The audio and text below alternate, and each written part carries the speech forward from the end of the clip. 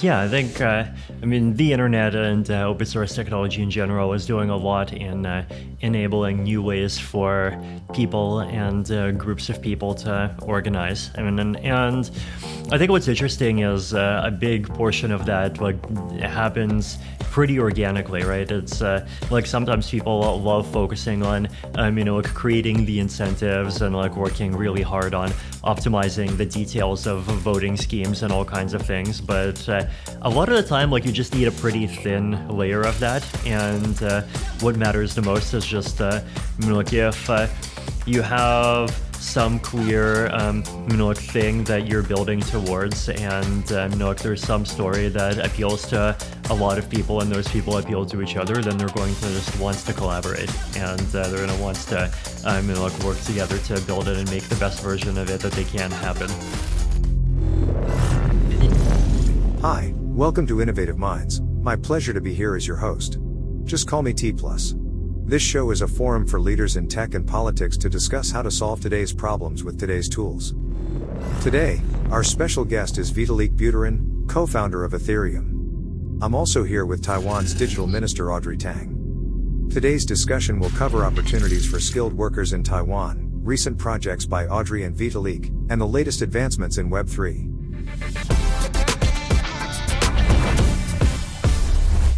Okay, so before we get started, I want to introduce our two guests today. Vitalik is a world-famous programmer, co-founder of Ethereum and contributor to many open-source software projects. Featured in Season 1 of Innovative Minds through an online interview, he is now in Taipei for an in-person conversation with Audrey. Vitalik, thank you so much for being here. Would you like to greet our audience in Mandarin just like you did last time? 可以啊，大家好，我很高兴再一次来台湾看大家。Audrey Tang is Taiwan's digital minister. She became Taiwan's youngest minister without portfolio in 2016 when she headed the public digital innovation space. She has been a hacktivist for over 2 decades. She is also a promoter of open source innovation. Hi, Audrey. Hello, really happy to meet you in higher resolution this time. Yeah. Absolutely, as I am too. So Vitalik, it's great to have you here in our recording studio today. How do you feel about returning to Taiwan, and how was the Plurality Taipei conference? It's good to be back in Taiwan. I enjoy coming here.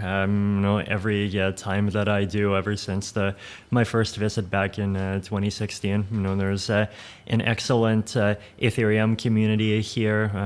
We have some developers, and that number just keeps growing. There's just all kinds of really interesting people doing interesting things here. Yeah, and so this time when I landed here from Japan, I got off the plane and went basically straight to this Plurality event that was happening. And Plurality is I guess a continuation of Glenn Weil's work that started with his book Radical Markets, but then kind of expanded a lot to include both some of Glenn's new thinking, but also a lot of other people's ideas, and it's expanded from not just better property rights and better voting, but also better ways of having conversations and just all kinds of other things, and just seemed like there was a really good and fascinating crew in Taiwan. I was just impressed by the level of discussion, the kinds of people who came, the kinds of work that the people who were there clearly had already been putting into all of their spaces for decades. So, very happy I was able to attend. Yeah, and you also contributed by running your own community notes instance from X.com and writing to explain how it works and how people interested in plurality can also start their own community note replications, as well as verifying what X.com is doing with community notes. Have you been paying attention to community notes like when it was Birdwatch? I admit I only started really deep diving into the algorithm and how it works recently, but I remember definitely seeing notes pop up on tweets even back last year and 2 years ago, and I definitely remember the notes being high quality. I also remember the notes doing a good job of like not being preachy in a way that a lot of like regular fact checking is, right? Like it doesn't come from this perspective of we are the guys who know what the responsible We're the truth professional is. journalists. Exactly. Right. And sometimes it's like actually fun, and just did a good job of doing all of those things. And so at some point I got curious, like what's actually happening behind the scenes here. And so I decided to like start investigating it a little bit more, and then investigating it more, and then that turned into that big article that I put out last week. That's great. I think community notes and Polis are like the two like most people-facing examples of the plurality thinking. Yeah. Yeah, exactly. It's interesting, right? That we're seeing, I think, this new class of algorithms and or I guess mechanisms, or whatever word he wants to use, like actually really getting deployed, right? It's first we've had rating systems, and rating systems are one-dimensional, and we're just trying to decide which things are good and which things are bad. But then here we actually kind of go two-dimensional, right? And we say like every node has a quality, but then also has a polarity, and we try to identify like what portion of people's perspectives is just like notes being compatible with their existing biases, and what portion is like some kind of quality that like really surpasses and stretches beyond that, right? And I think like Glenn Weil's earlier work, I think, is similar in that sense, right? And that like he has these mathematical intuitions for like how to surpass one-dimensional things and really like push beyond that, and make things that are much better at fitting toward people's needs and situations, right? And quadratic voting has some of that spirit, of course, and as does quadratic funding, and Gitcoin has been using quadratic funding for years now. And now we're not just talking about like money and property and votes, for like actually like talking about one of the most important public conversation platforms on the planet right now. And these kinds of ideas have actually managed to do a significant job of improving it, right? So I think it's a big success. Yeah, it has a societal infrastructure feeling to it now. Exactly, yeah.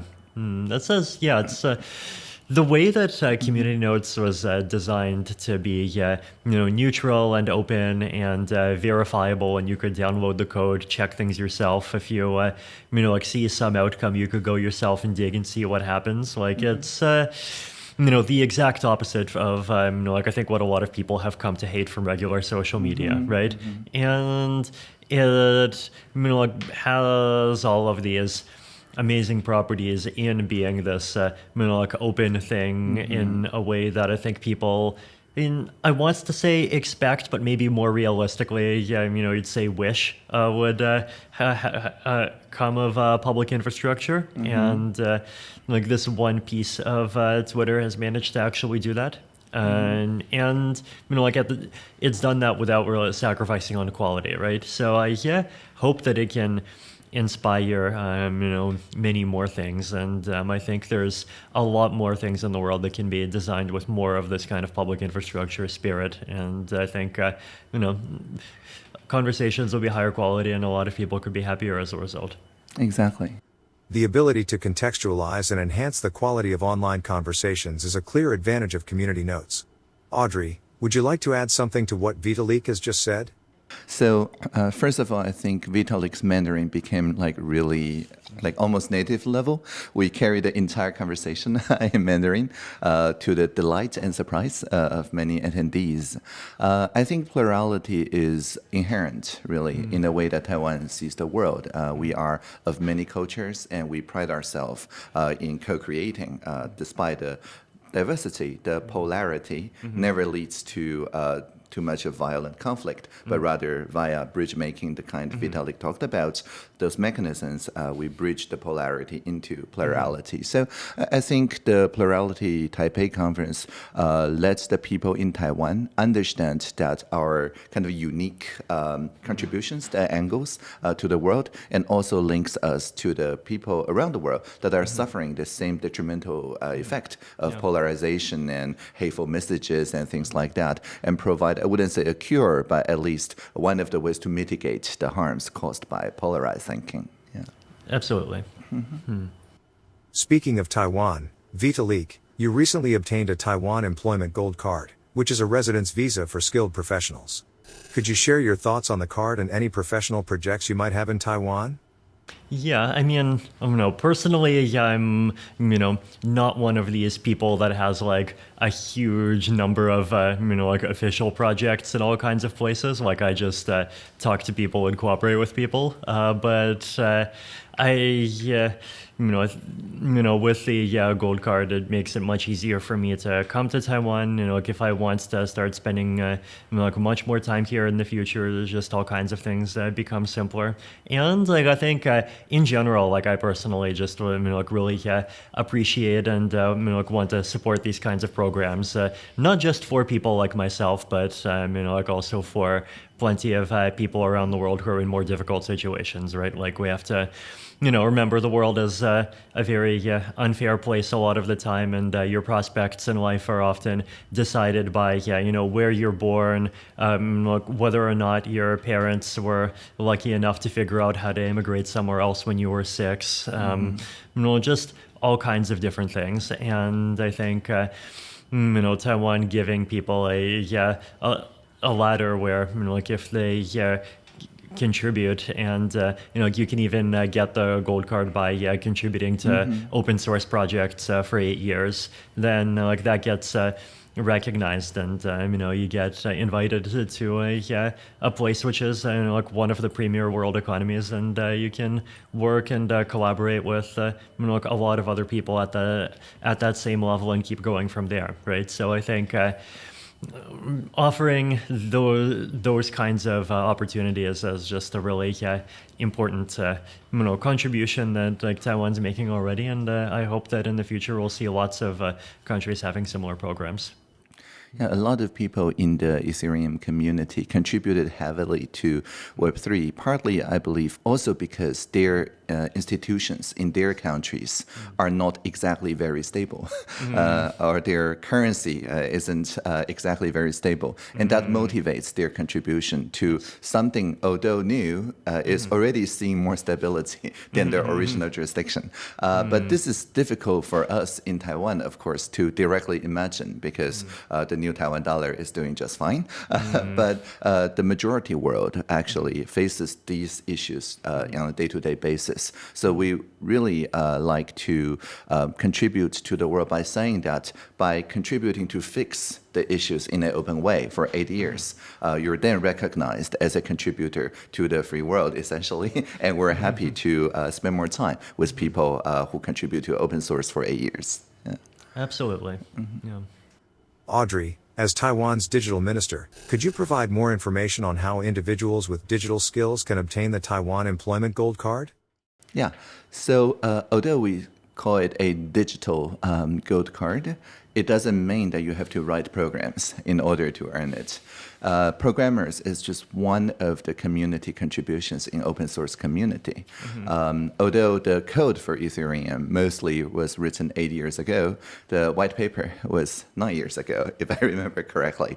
Writing white papers, writing ideas, blog posts, things like that, as long as it can inspire people to build something that works together, counts as contribution as long as it's publicly validatable, right? And so Ethereum and other distributed ledgers provides a pretty good mechanism to verify the timestamp, like this really happened 8 years ago and not like 8 months ago, and so on. So we expect to see more proof of participation, proof of contribution, and things like that as a kind of self-identified but community verifiable way of proving that I have been contributing to open source for 8 years, and all of them then qualify, regardless of the format or the specific ways or the programming or natural languages that people contribute, as long as it's recognized by the community.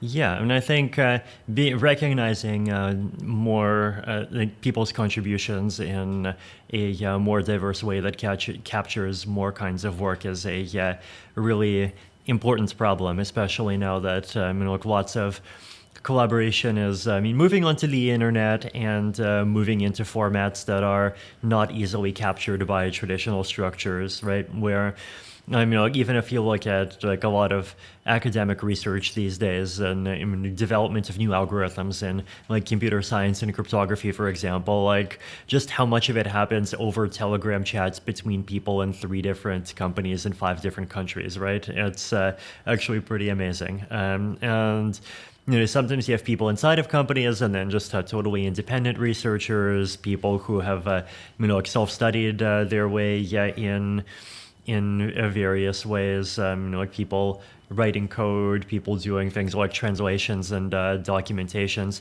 Even just explaining things that already exist is itself a contribution to progress, right? Just all kinds of these different things that are happening, and I think having more different ways to recognize that and maximize the chance that if you do something that's positive and important, it gets captured somehow is an important problem to solve.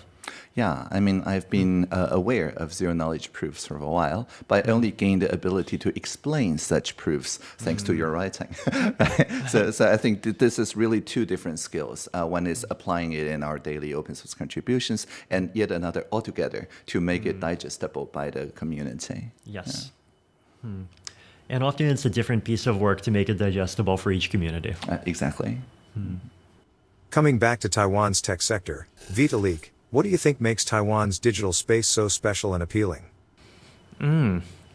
I've come here about probably 6 times in total so far, and I just seen, both our Ethereum community and then some, people in other tech spaces and other spaces in general. And I think the things that I have been impressed by are, one is just a willingness to learn. And a willingness to like study and pursue things just for the sake of curiosity. The interest in the like open source ideals and like building things that are open and like free collaboration and these kinds of values.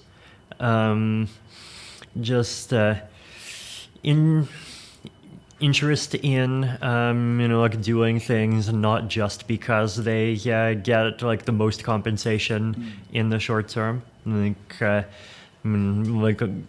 People aren't always just like immediately chasing the highest salaries, which I think is a positive. And I think having that attitude leads to more success in the long run.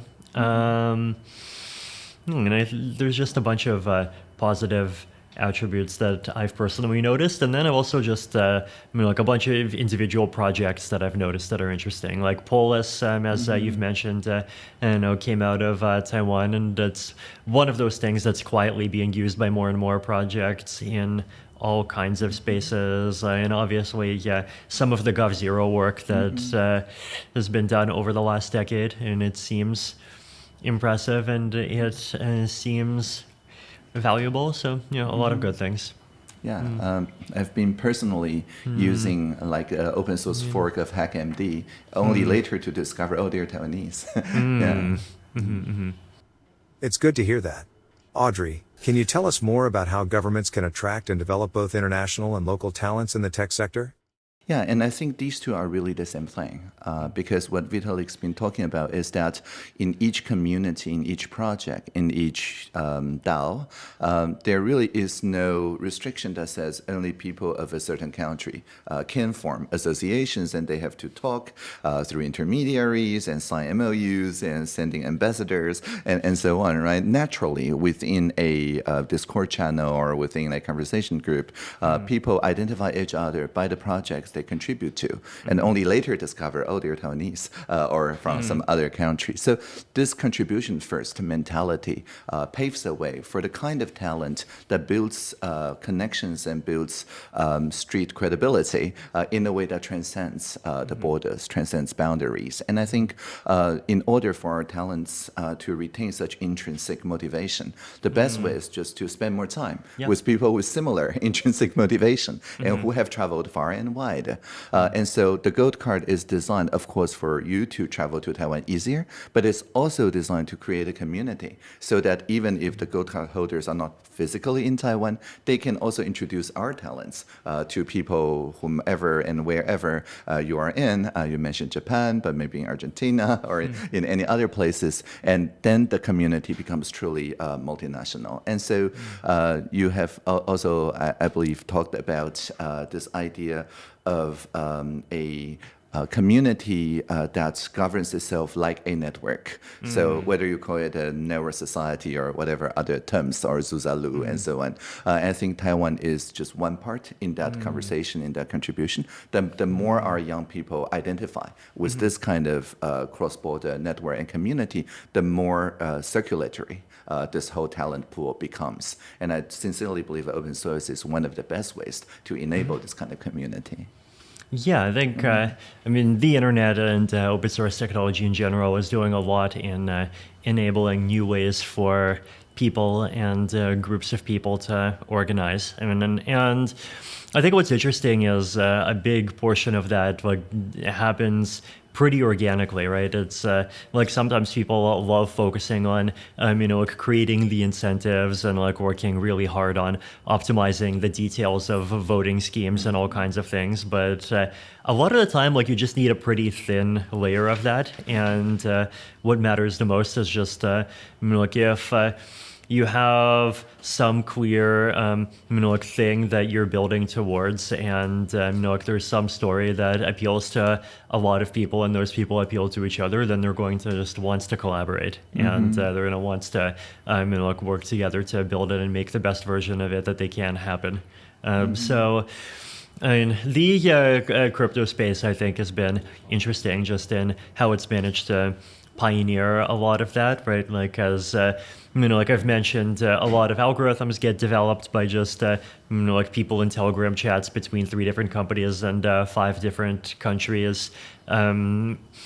The way in which the crypto community also operates in this very geographically decentralized way, right? If you had to ask someone, what is the capital of AI, right? Which city? There is a clear answer, right? San Francisco. Yeah. But if you had to ask that same question for crypto, there just is no answer, right? There's a collection of maybe 5 or 10 different cities that have, a bunch of crypto activity, but otherwise, it just happens everywhere, right? Even Ethereum's own history, the foundation was registered in Switzerland. A lot of its early development work and still some of its biggest development work happens in Berlin.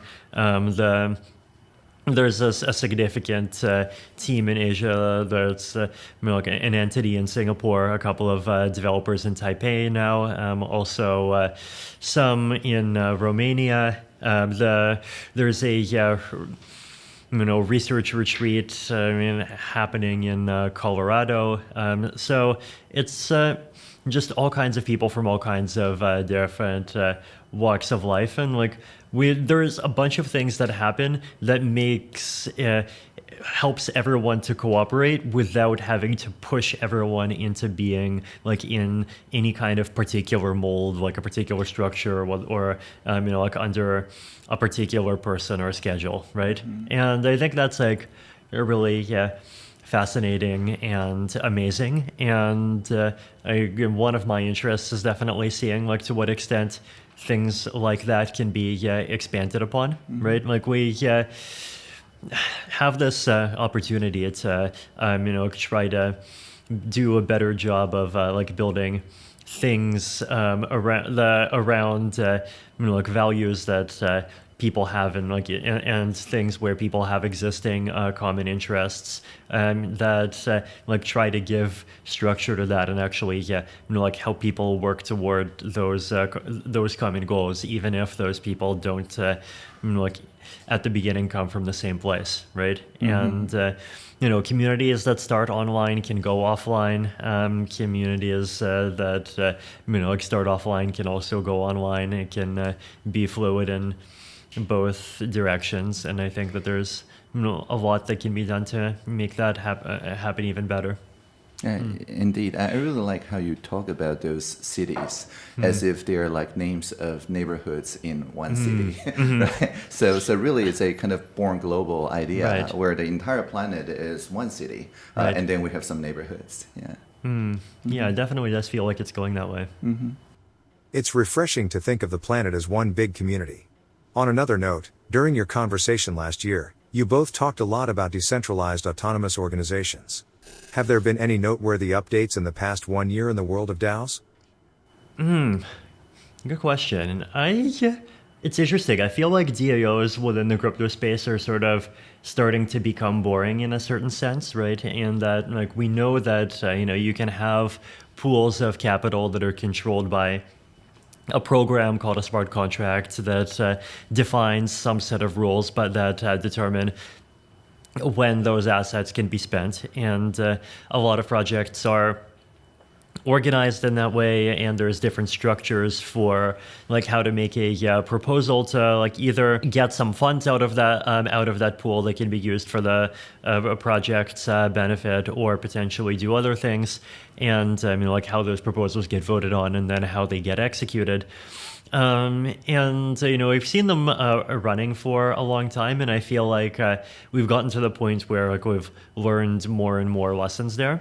I think one of the really important lessons has been that like the kind of decentralization that you want to maximize is not the kind of decentralization that says we're going to maximize the number of people who have voice on some global thing that is connected to everything, right?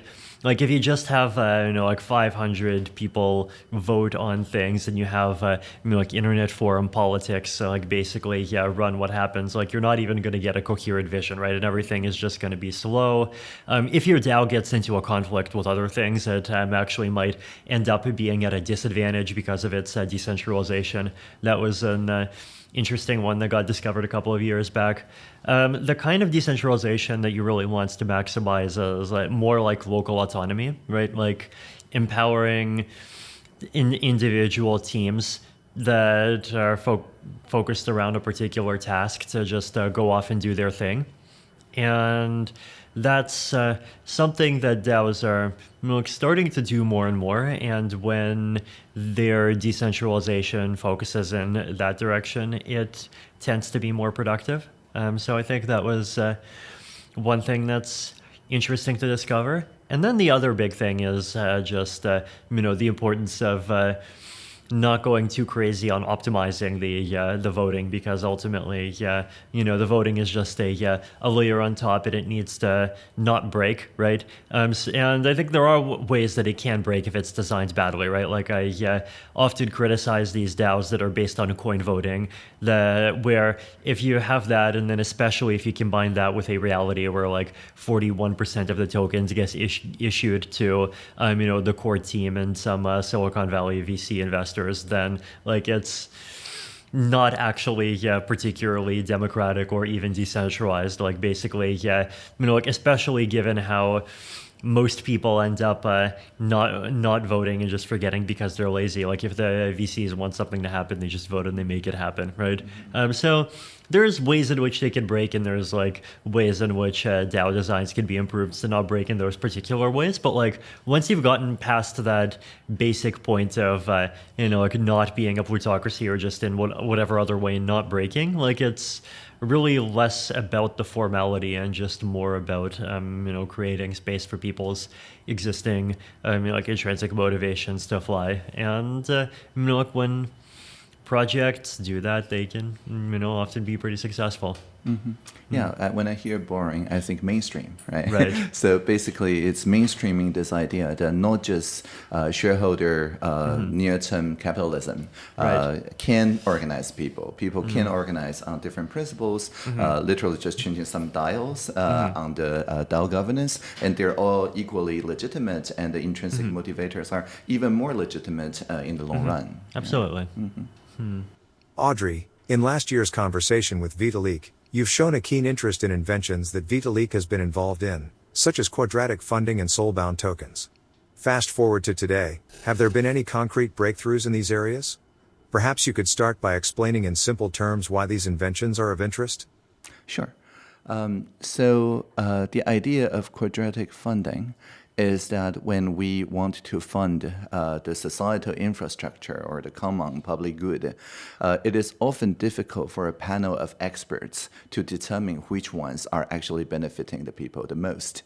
So some donors, some people who want to spend money to charity, often say, oh, let's just do a matching fund so that we crowdfund, and for each dollar you raise, I will also contribute $1 or X dollars. But the problem of that, of course, is that it's exactly one coin votes one vote, right? So the people who can mobilize a large amount of money, even though it's just benefits like 2 or 3 people, can easily win those matching funding pools. So between the panel of experts on one side and the matching crowdfunding on the other, the quadratic funding basically measures both.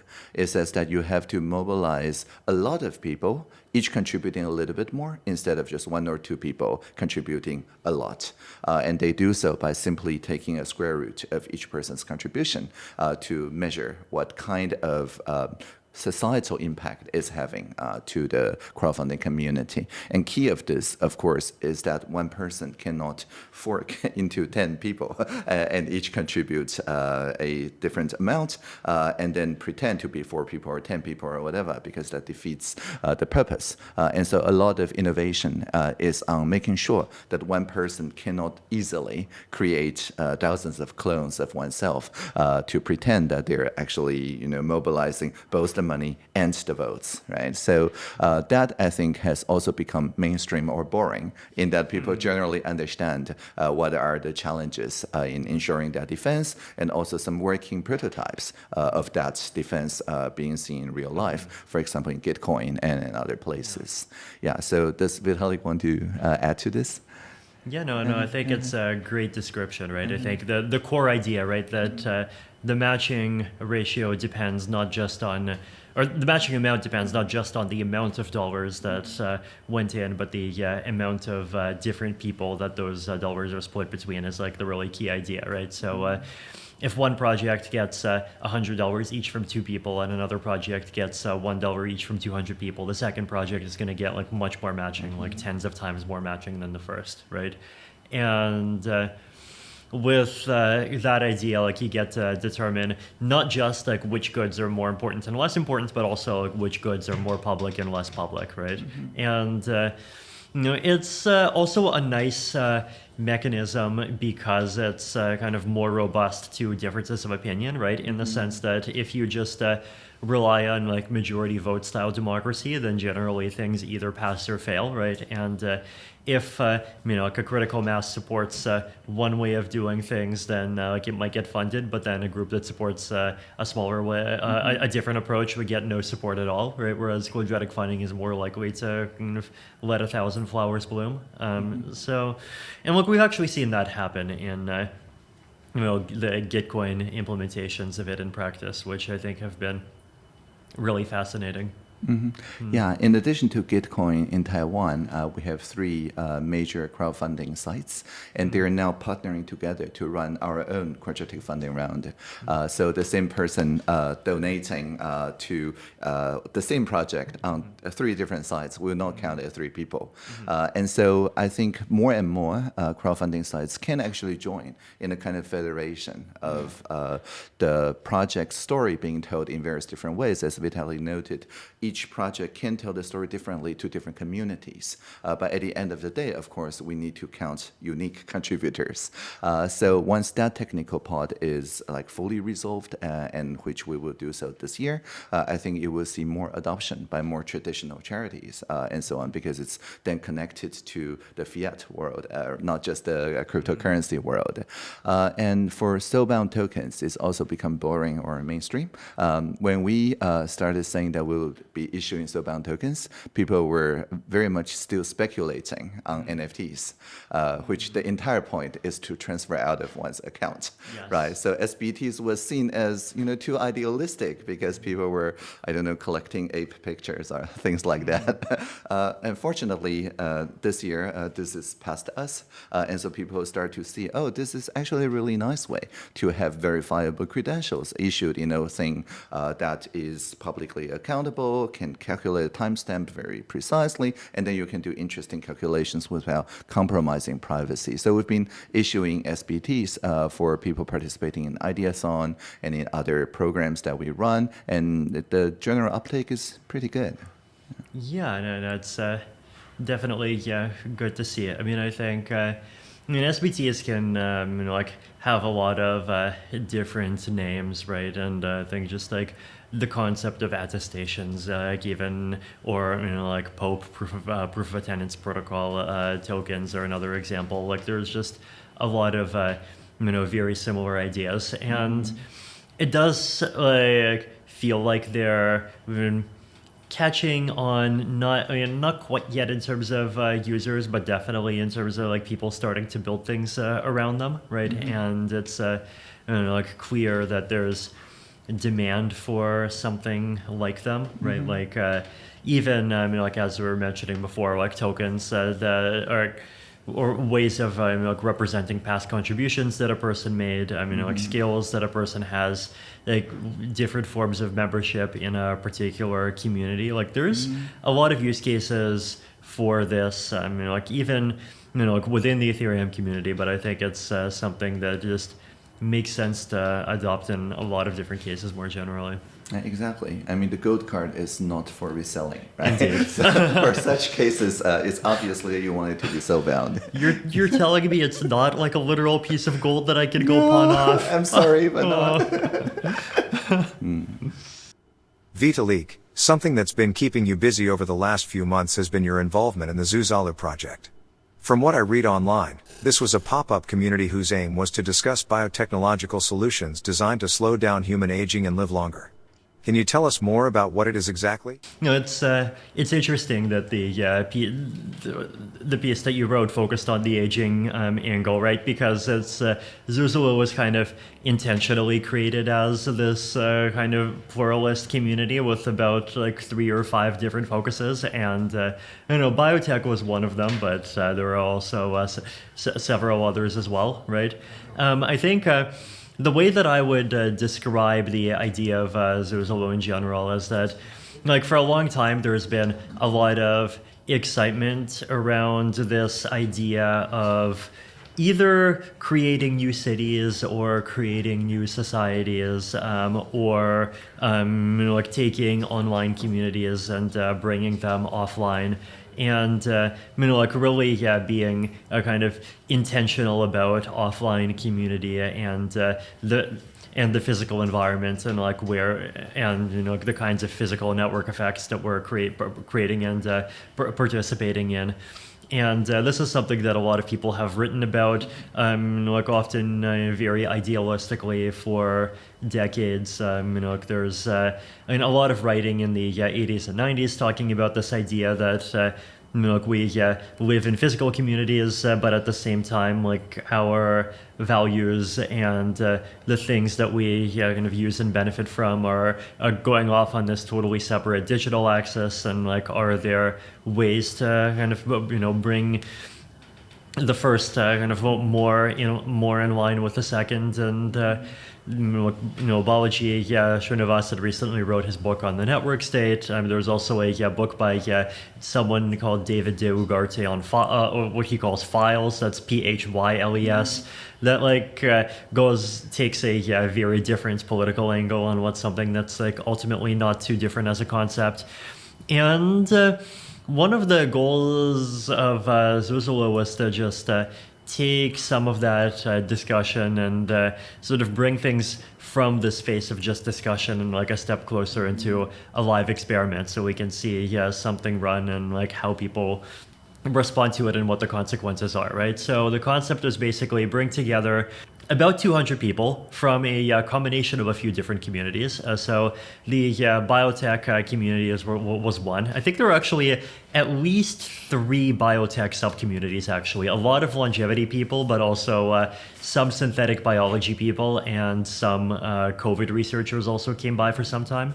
Also Ethereum people, including Ethereum core developers, also including people focused on zero knowledge proofs. Just people who are enthusiastic about the topic of building, new cities or new societies in general. People from the Vienna rationality community, just all kinds of these different spaces, and just bring them together for 2 months and basically just, be a city for 2 months in this kind of far off, somewhat secluded place in Montenegro, which is in southeastern Europe, right? And even the experiment was interesting, right? It was, I think, a combination of just, bringing people together and just living and being a city, but also trying to really do some of the infrastructure around some of the different goals that people had, right? So there was an app that we built actually just for Zuzulu called ZooPass, which is basically a zero knowledge identity system, right? So basically you have a mobile app that shows a QR code, and that QR code is a zero knowledge proof, right? Which proves that you're a member of the group, but without revealing which member of the group you are. And you can use this to sign into places in person, and you could also use it to sign into places online, right? So there's another app called Zoo Poll, which is doing voting, and so you could use your Zoo Pass to vote in a Zoo Poll. And the zoo polls were sometimes on just very basic topics. Sometimes they went into deep political stuff and just all kinds of things. And people are actually able to vote anonymously, but at the same time prove that they're actually supposed to be one of the voters and that they're not voting twice, right? A lot of the time, we don't. I think we kind of think about anonymity as being you're proving nothing about yourself, and so you're maximum untrustworthy, right? But this really shows how there's, with zero knowledge proofs, a lot more possibilities than just that, right?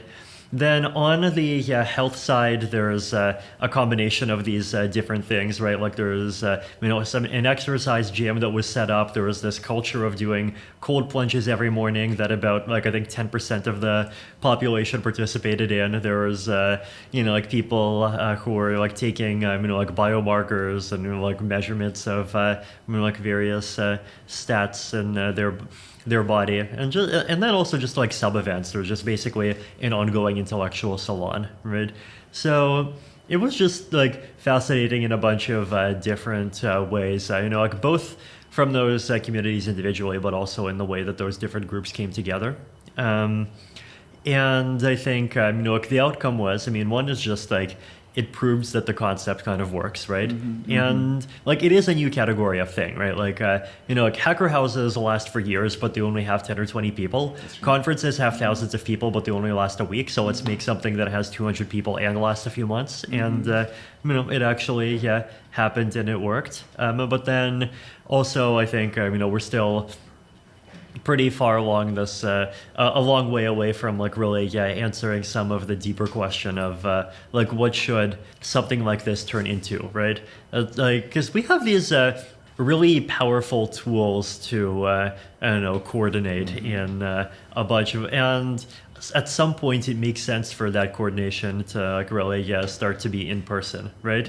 And that's but like what form that actually takes, and like basically, can we like avoid having a world that gets dominated by like 5 cities with big super mega network effects, by instead empowering these kind of smaller scale network effects in like very specific communities of 100 or 1,000 people, but they just happen to be 100 or 1,000 of the right people, and that's all you need. I think there's just these interesting questions, and I like look forward to people continuing to try and answer more of them. Yeah, I was finding words, right, when I said network, communities, societies, neighborhoods, and so on. But in the future, maybe we can just say, oh, let's have one of those Suzalus. Right. Like every time a word turns into a generic, you just have to wipe yourself with a metaphorical Kleenex. Exactly. Empowering smaller network effects will be crucial in realizing fully decentralized communities. Let's hope more initiatives like Zuzalu will follow. I want to thank Vitalik and Audrey for joining today. We'll continue our conversation on the future of Web3 as well as recent trends in the crypto world in the next segment. And if you like today's episode, be sure to subscribe, share, and let us know what you think. See you next time on Innovative Minds. Finding ways for us to like prove that we're humans, finding ways for us to like go beyond that, and also prove that we're like part of particular communities. I mean, these are like all things that the ASIC that is the human mind evolved over hundreds of thousands of years can do automatically a lot of the time by just like picking up cues in very natural contexts. But we're entering a very unnatural world, and a world where there's just a lot more people than the Dunbar's number that we've been used to dealing with historically, and just all kinds of complexities. And so having formal mechanisms that try to do some of those things is definitely going to be very important. And some of the people are going to be synthetic. Indeed, yes. We will absolutely get to that point, and we'll have to deal with that too. Hello, I'm Vitalik Buterin, founder of the Ethereum project. See you on Taiwan Plus Docs. Hello, I'm Audrey Tang, Taiwan's digital minister. See you on Taiwan Plus.